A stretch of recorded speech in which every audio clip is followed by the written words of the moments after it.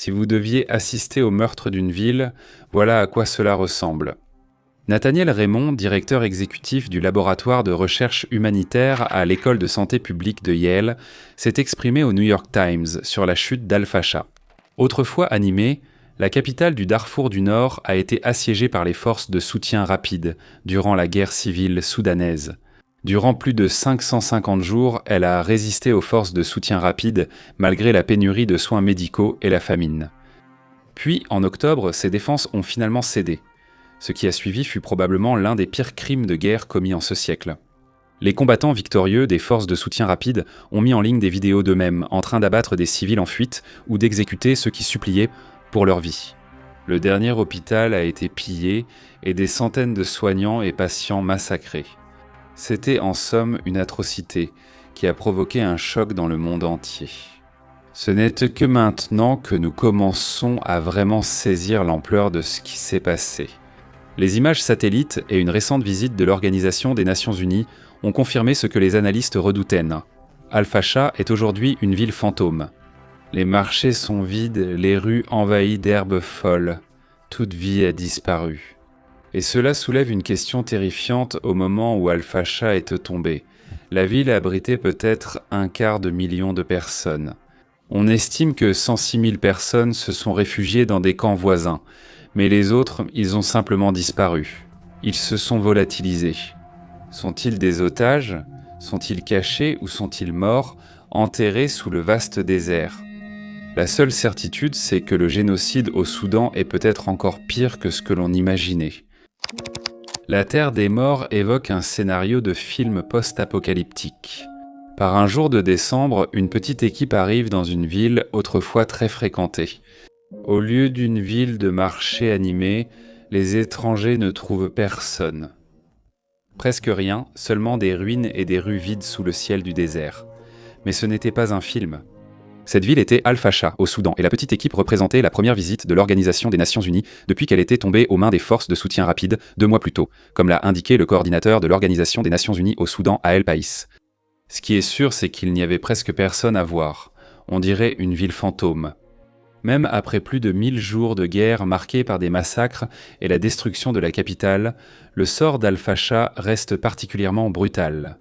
Assiégé plus de 550 jours, ses habitants ont subi des privations extrêmes. Abdel Nasser Salam Hamid a comparé cela au siège de Leningrad durant la Seconde Guerre mondiale. Mais les événements d'octobre ont assuré à Al-Fasha une place dans l'histoire. Après le retrait chaotique des forces armées soudanaises de leur dernier bastion à Darajaroula, les forces de soutien rapide ont lancé une série de massacres. Cela pourrait être sans précédent dans l'histoire récente. Les estimations de l'époque, issues du laboratoire de recherche humanitaire de Yale et d'un briefing privé aux parlementaires britanniques, évaluaient le nombre de morts à environ 60 000. Pour replacer ce chiffre dans son contexte, il a fallu 21 mois de guerre pour que le nombre officiel de morts à Gaza atteigne 60 000 à Al-Fasha. Il aurait fallu moins de 2 semaines, pour être clair. Personne ne connaît le nombre exact de morts en ville. Peu d'étrangers ont eu accès.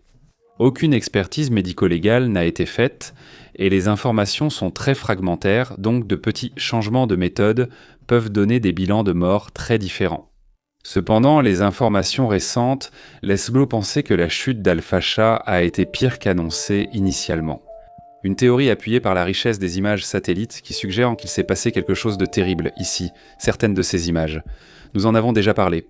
Photos zoomées et pixelisées de rues autrefois animées, désormais vides, envahies par la végétation, et l'absence de vie autour des marchés ou points d'eau où l'on attendrait des rassemblements. Ce que nous n'avons pas encore mentionné, ce sont les images satellites d'objets qui ressemblent énormément à des cadavres humains, des tas et des tas entourés de taches qui semblent être des mares de sang. Les laboratoires de Yale ont recensé 150 de ces tas en ville, surtout dans des zones soupçonnées de massacres par des paramilitaires. La plupart ont disparu, remplacés par des traces de brûlures ou d'enterrements hâtifs, selon le rapport mi-décembre de l'équipe basée sur des images satellites. Selon Force de soutien rapide, une campagne de plusieurs semaines a été menée pour effacer les traces des massacres par enterrement, incinération et enlèvement de restes humains. Ce schéma d'élimination et de destruction des corps se poursuit à grande échelle. Fin de citation. Ce mois-ci, le Sudan Tribune a publié une enquête concluant que les preuves d'inhumation massive augmentent. Des sources ont identifié plusieurs sites présumés de fosses communes. Des rapports évoquent des corps transférés depuis la ville, brûlés ou enterrés la nuit près de l'ancien camp de réfugiés Zamzam pour éviter d'être repérés. Fin de citation. Il y a aussi d'autres images satellites bouleversantes. The Economist évoque des carcasses de voitures brûlées près d'un grand talus érigé par les forces de soutien rapide autour de la ville pour empêcher la fuite des civils. La chaîne d'événements reste inconnue, mais il est probable que les habitants aient fui en voiture avant d'être bombardés par les forces de soutien rapide.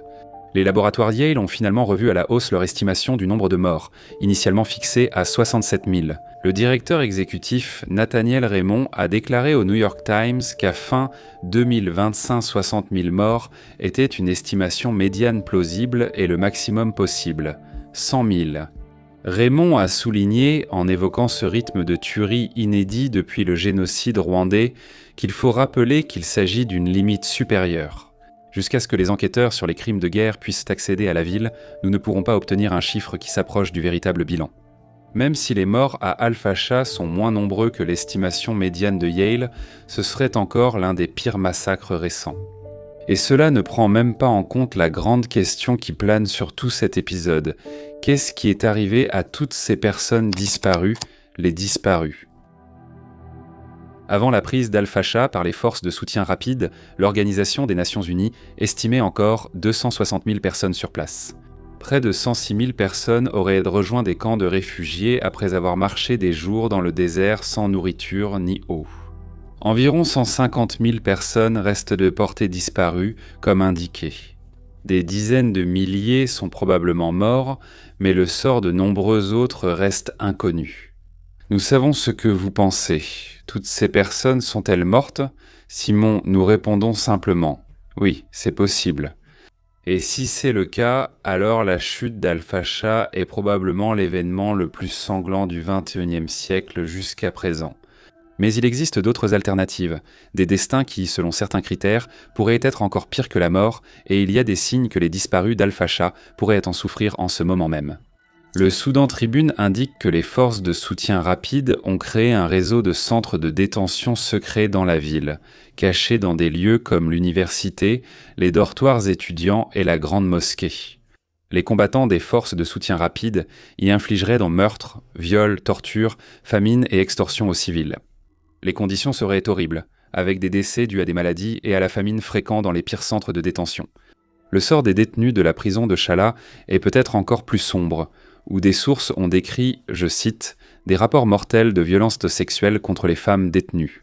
Fin de citation. D'autres groupes ont accusé les forces de soutien rapide d'avoir entassé des détenus dans des conteneurs maritimes et de les avoir brûlés vifs. Bien que les forces de soutien rapide gardent probablement des otages dans de mauvaises conditions, cela n'explique pas toutes les disparitions. Un rapport de décembre du Centre africain pour la justice et les études de paix, Centre africain pour la justice et les études de paix, le suggère. Les paramilitaires ont capturé 7300 civils en 3 jours. Ce chiffre est très bas vu la population restante à Al-Fasha, suggérant que beaucoup sont ailleurs, hors des forces de soutien rapide, mais pas forcément en sécurité. D'après le média soudanais Attar, la plupart auraient été enlevés par des éleveurs et des communautés arabes du désert près d'Al-Fasha. Bien qu'elle ait commencé comme une lutte de pouvoir politique entre deux généraux, la guerre civile au Soudan a pris une dimension de plus en plus ethnique. Pour des Américains ou Européens, les deux camps semblent noirs, mais localement, la plupart des combattants forces de soutien rapide sont considérés comme arabes. Autrefois maîtres des déserts du Darfour, ces tribus nomades sont désormais majoritairement alliées aux forces de soutien rapide pour chasser les Africains noirs comme les Mazaletes du Darfour. Mais cela ne veut pas forcément dire qu'ils sont aussi engagés idéologiquement dans le génocide. Selon des reportages à Attar, ils kidnappent ceux qui fuient Al-Fasha pour échanger les otages contre de l'argent. Ce n'est pas que les Abala, nom local des éleveurs de chameaux, traitent bien leurs captifs. Voici un extrait du reportage de Batar sur les expériences de Mohamed Bakit, 32 ans, et d'un petit groupe d'hommes qui voyageaient avec lui. Citation, Bakit a raconté que suspendus la nuit, attachés au soleil le jour pendant 3 jours, ils ont été fouettés jusqu'à garder des marques et privés de nourriture et d'eau. Le 4e jour, leurs ravisseurs ont exigé qu'ils contactent leur famille pour une rançon, les menaçant de mort en cas de non-paiement. Fin de citation. La famille de Bakit a payé, il a été libéré près de Tawila. D'autres détenus ont été exécutés car leurs proches n'ont pas pu réunir l'argent après l'enlèvement. Il y a des signes indiquant que des civils pourraient être détenus pour d'autres raisons, a rapporté New Humanitarian. Un homme du camp de Koila a déclaré que le force de soutien rapide les avait emmenés, lui et d'autres, dans une clinique pour prélever du sang sur de jeunes hommes. Qu'il s'agisse de la vérité ou non, il est impossible de le dire. Cela semble certainement sensationnel, comme une histoire de tabloïd, mais beaucoup des actes documentés que les combattants du Front de salut révolutionnaire se sont filmés en train de commettre le sont aussi. Ce n'est tout simplement pas un groupe lié par les idées ordinaires de la morale. Pas du tout. En résumé, les civils disparus d'Al-Fasha ne sont peut-être pas morts, mais pourraient être piégés dans une forme de mort vivante. Les plus chanceux sont retenus captifs par des éleveurs arabes jusqu'à ce que leurs familles puissent en payer une rançon. Les moins chanceux ont disparu dans le front de salut révolutionnaire, des centres de torture aussi sinistres que ceux construits sous le régime Assad en Syrie. Cependant, nous ne voulions pas que cette vidéo porte uniquement sur les conséquences d'Al-Fasha, même si sa chute a sans aucun doute été l'un des pires crimes de guerre commis depuis des décennies. Ce n'est pas comme si le reste de la guerre avait été un modèle de conduite chevaleresque. Il est donc temps de se concentrer sur le conflit plus large et les raisons de redouter un nouvel Al-Fasha. Avant de poursuivre le spectacle d'horreur, prenons une courte pause. Dieu merci, cet épisode est très sombre. Espérons que le prochain sera plus léger. Franceco est notre nouveau service d'abonnement pour explorer des sujets souvent négligés. Pour 5$ par mois, accédez à 2 vidéos exclusives par semaine et à des articles approfondis de nos experts sur des sujets importants. Puisque vous regardez une vidéo sur le Soudan, sans doute le conflit le plus ignoré de notre époque, nous pensons pouvoir dire que vous vous intéressez à des sujets méconnus qui ne devraient certainement pas l'être. France est justement conçue pour cela. Récemment, nous avons publié un article cartographiant le réseau de proxy des Émirats arabes unis en Afrique. Analyse sur la capacité des forces de soutien rapides à survivre sans soutien à Abu Dhabi. Chaque samedi, notre chronique Briefing Room revient sur les histoires les plus négligées de la semaine. Si cela vous intéresse, allez voir sur Warfronts. Votre abonnement nous aide à continuer à produire gratuitement ce contenu sur la chaîne principale. Les vidéos sur des sujets comme le Soudan sont importantes, mais risquent souvent d'être démonétisées sur YouTube. C'est compréhensible pour être honnête, mais Warfronts nous aide quand même à les réaliser. Et maintenant, revenons à la tragédie de la guerre incroyablement négligée du Soudan, la prochaine Al-Fasha. Lorsque la guerre a éclaté au Soudan en avril 2023, de nombreux analystes ont averti que si elle ne s'arrêtait pas vite, elle deviendrait de plus en plus ethnique, rendant les combats plus amers et enracinés.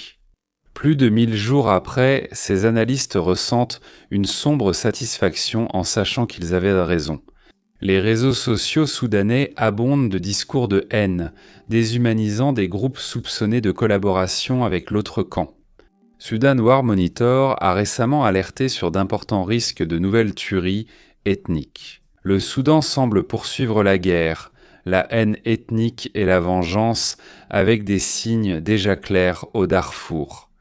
Les forces de soutien rapide poursuivent la mission entamée par les Janjaouides en 2003, éradiquer totalement les non-arabes de la région.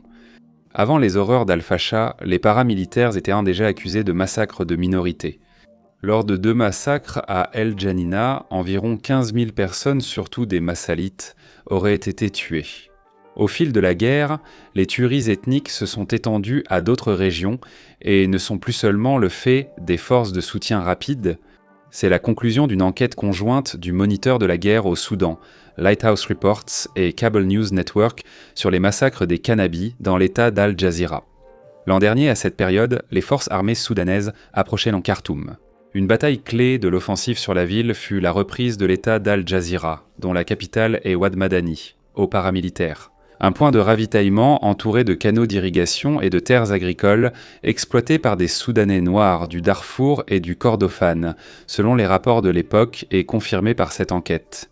La victoire de l'armée s'est accompagnée d'atrocités contre les Kannabis, comme l'incendie de villages et l'assassinat de civils. Un observateur de la guerre au Soudan écrit « Les forces armées soudanaises et leurs alliés ont arrêté de nombreux habitants Kannabi, les ont tués et jeté leurs corps dans le canal d'irrigation principal. » Fin de citation. Sur les réseaux, des comptes pro-armés ont salué le massacre comme une juste punition pour avoir collaboré avec les forces de soutien rapide. Le nouveau rapport suggère une stratégie cynique. Les forces armées soudanaises et leurs alliés islamistes auraient délibérément courtisé des milices ethniques, comme les forces du bouclier du Soudan et les forces de libération d'Al Jazeera, avec une rhétorique anti-Kannabi pour gonfler leurs rangs avant l'offensive sur Khartoum. Selon une source, l'ordre de massacrer les Kannabis viendrait directement des Kizan, terme argotique soudanais pour les politiciens islamistes. Nous mentionnons tout cela non pas pour tomber dans une rhétorique facile du « deux poids, deux mesures ». Comme nous l'avons déjà dit, les forces armées soudanaises ne sont certainement pas des gentils, et ils sont accusés de crimes de guerre horribles. Pourtant, même dans leurs pires actes, ils pâlissent face à la cruauté baroque et à la dépopulation massive des villes, orchestrée par les forces de soutien rapide.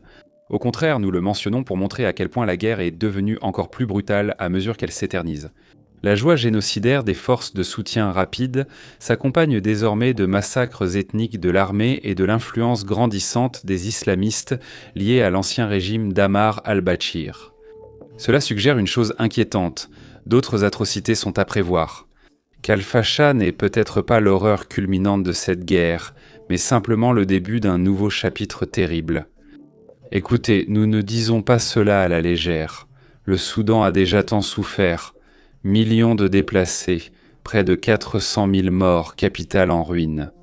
La dernière chose que quelqu'un veut entendre, c'est un youtubeur lui dire que les choses pourraient empirer, mais c'est possible. Avec le déplacement des combats vers l'est du Darfour et le Kordofan, des signes laissent au craindre de nouvelles horreurs imminentes. Le bastion forces armées soudanaises El Abaïd est presque encerclé, les forces de soutien rapide attaquant la ville avec artillerie et drones. Dans un rapport récent, La Monde a affirmé « La ville d'El Abaïd ne tient qu'à un fil ». Si El Abaïd tombait, les forces paramilitaires de soutien rapide seraient à nouveau aux portes de Khartoum. Au sud, Kadougli est assiégé par les forces de soutien rapide et leurs alliés, le mouvement populaire de libération du Soudan Nord Al-Hilou. Le système d'alerte précoce contre la famine a publié une alerte le 15 janvier, nous allons les citer. Le siège prolongé a provoqué une famine de phase 5 de le cadre intégré de classification de la sécurité alimentaire à Al-Fasha, Darfour Nord, et Kadubli, Kordofan du Sud. Le comité international de secours alerte sur de nouveaux massacres au Kordofan, voire un autre Al-Fasha, si d'autres villes passent sous contrôle des forces de soutien rapide. La malnutrition infantile au Darfour Nord atteint 53%, un niveau inédit selon le Fonds des Nations Unies pour l'enfance. Nous manquons presque de mots pour décrire la gravité de la situation au Soudan. Des centres de torture secrets, une ville vidée, d'autres assiégés, la haine ethnique monte alors que la nation sombre dans la famine. Il semble probable que, dans les décennies à venir, cette période sera évoquée avec la même gravité que le génocide rwandais. Un moment de honte mondiale, où les élites hésitaient alors que des centaines de milliers de corps brûlaient. Essayez de trouver de nouveaux mots pour décrire à la fois les horreurs de la guerre au Soudan et le fait que le monde semble tout simplement ne pas s'en soucier. Nous souhaitons conclure avec un avertissement général. La situation au Soudan pourrait annoncer une tendance mondiale. C'est une défaillance du système. Peu avant la chute d'Al-Fasha, la Cour pénale internationale a rendu sa première condamnation historique pour des crimes commis au Darfour. Ali Kashaib a été condamné pour 27 crimes contre l'humanité, dont avoir ordonné l'extermination et l'expulsion des non-arabes, le hic. Al-Khashaib a commis ces crimes en 2003 et 2004 dans le cadre des milices Janjaweed, qui se sont ensuite transformées en forces de soutien rapide. Même après que les juges ont affirmé que sa condamnation servirait d'exemple, les descendants de sa milice se préparaient à répéter les mêmes crimes à Al-Fasha. Et nous mentionnons cela parce que si la guerre du Soudan nous a appris une leçon, c'est bien celle-ci. Le système international mis en place après la Seconde Guerre mondiale ne fonctionne tout simplement pas. Si la Cour pénale internationale peut se vanter de la condamnation d'un homme pour des crimes commis au Darfour il y a plus de 20 ans, alors que des crimes identiques sont commis actuellement au Darfour. La dissuasion est clairement un mirage. Les mots « plus jamais ça » pourraient tout aussi bien être suivis de... Du moins, pas avant la prochaine fois, n'est-ce pas ? En ce moment, la Cour pénale internationale agit selon un mandat de 2005 pour le Soudan, limitant ses enquêtes aux crimes commis au Darfour.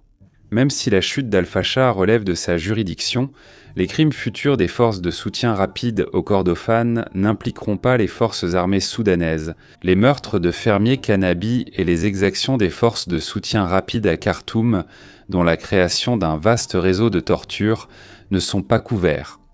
Mais nous dirions que même si le mandat était prolongé, ce qui est peu probable étant donné que la Russie y opposerait son veto au Conseil de sécurité de l'Organisation des Nations Unies, cela ne signifierait toujours rien. Au lieu d'un système international réactif et déterminé face au génocide, nous avons créé un système qui pourrait, avec de la chance, condamner un seul homme dans 20 ans, un système international qui se soucie plus de papier et de longs débats entre avocats dans des salles d'audience sans fenêtres que des femmes et des enfants massacrés par dizaines de milliers. Si c'est le cas, devons-nous être surpris que notre époque semble de plus en plus dépourvue de lois ? Est-il surprenant que des hommes comme Vladimir Poutine se sentent capables de mener une guerre impériale, sacrifiant des innocents ? Les seigneurs de guerre et les psychopathes sont souvent variés, mais rarement idiots. S'ils voient qu'il est facile de s'en sortir après un massacre, pourquoi ne le feraient-ils pas ? Comme l'a récemment noté le New York Times, et nous allons les citer ici. Les tueries à Al-Facha illustrent l'effondrement du système international conçu pour faire face aux génocides et atrocités de masse.